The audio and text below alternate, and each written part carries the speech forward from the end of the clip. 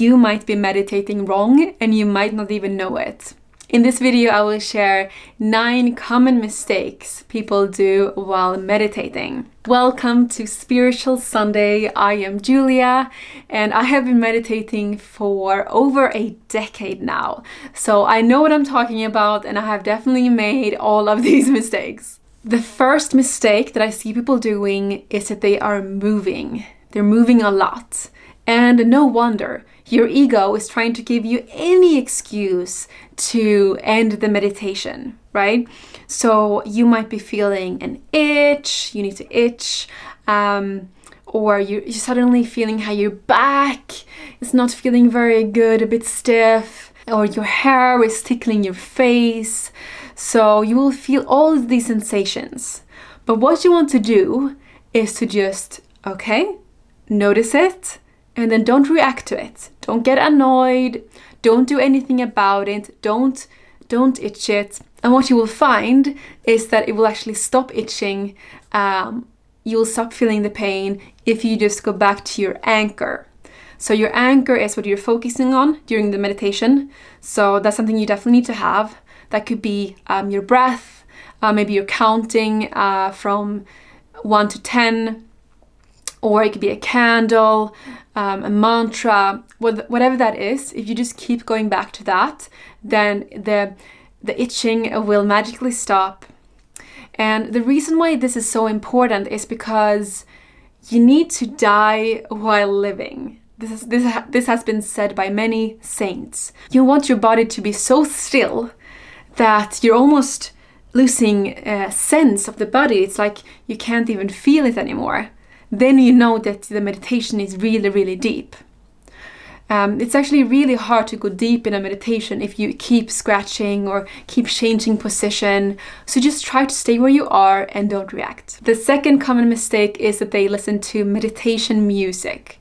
Now, I love meditation music. I think it's beautiful. I use it when I am having a bath or when I'm having a little home spa, treating myself to a face mask. But when I want to meditate, I eliminate all distractions, and so shall you. If you really want a deep meditation, you want to eliminate all outside distractions. So that means any noise, including music. Because the whole point of meditation is to go within. You don't want to use external stimuli for your meditation. The third mistake is that you are meditating for too long. And for too long, what? How can you meditate for too long, Julia? Well, if you are just starting out, then you don't want to start with 30 minutes a day. It's going to be very difficult for your monkey mind to go from 0 minutes per day to 30 minutes a day. So if you've never meditated before, if you're new to meditation, or even if you've taken a break from meditation, you need to work yourself up to that. So start with just 5 minutes per day for a while, and then bump it up to 7, then 10. And then you can go to 20, 30, 40, 50, an hour. In fact, what will happen is that it's so gradual that you will barely notice your meditations getting longer. And that's the stage where you want to go to, so that you eventually can meditate for 30 minutes without having tons of thoughts going on in your head. Mistake number 4 is that you are meditating too short. So any meditation is better than no meditation. So if you have a jam-packed day and you forgot about meditation and you just want to do a little one before sleep, then yes, any meditation is better than no meditation. But if you really want to take your meditation to the next level and really get those benefits like an upgraded brain and being present and joyful throughout the day and more productive when working, then you want to meditate for at least 10 minutes per day.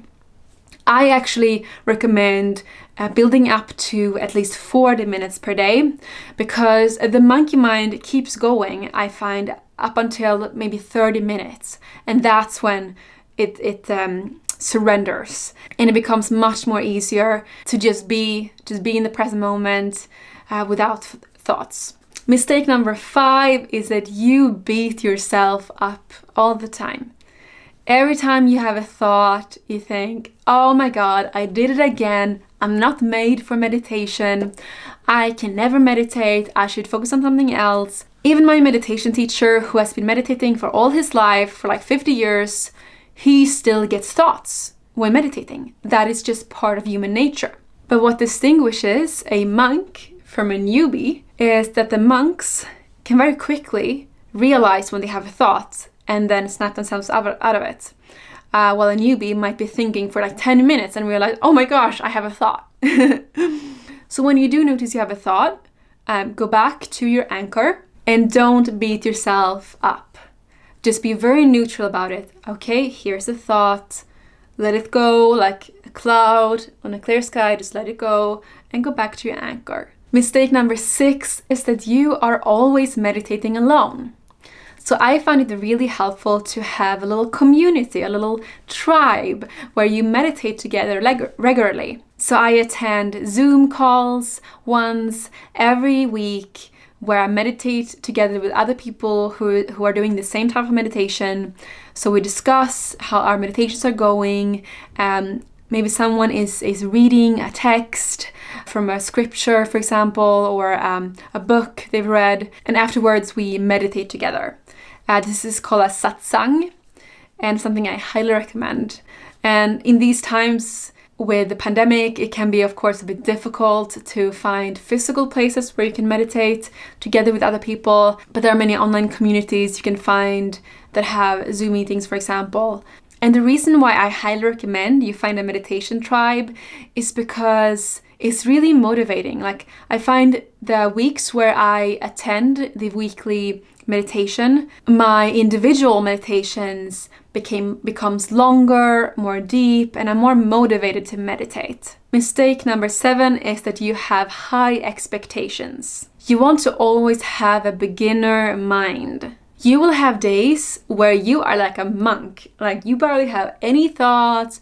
It's so deep, you find like your crown chakra expanding, your third eye is blasting, like everything feels great. You might get visions and you feel like, wow, I'm such a great meditator. Then the day after, you just have constant thoughts. You're thinking about your grandma, your dog. Your thoughts are just everywhere. So don't feel like just because you've had a really good meditation that it will be the same thing next time. It will go up, it will go down, it will go up, it will go down. The same, no matter if you're a monk, no matter if you've never meditated before, this will be the same for everyone. Mistake number 8 is that you are not meditating consistently. So this is very common and very easy for it to happen.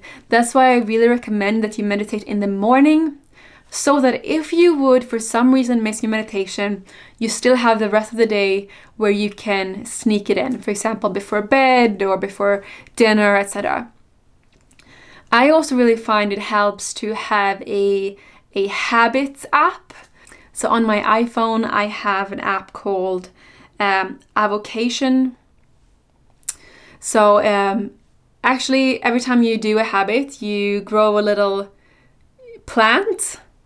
So here we have my habits. So I have go for a walk, exercise, and meditate that I'm trying to do every single day. So every time I fulfill my habits, my plant grows a bit higher, and that just really helps me keep a long streak and meditate daily. Mistake number 9 is that you are laying down while meditating. Now, I wouldn't even call this meditating because you are just relaxing and you will very easily get to sleep, which you don't want. You want to stay awake while you meditate. It's hard enough to stay awake when you're sitting up and meditating, especially when you're doing it for longer times. So make sure to sit up.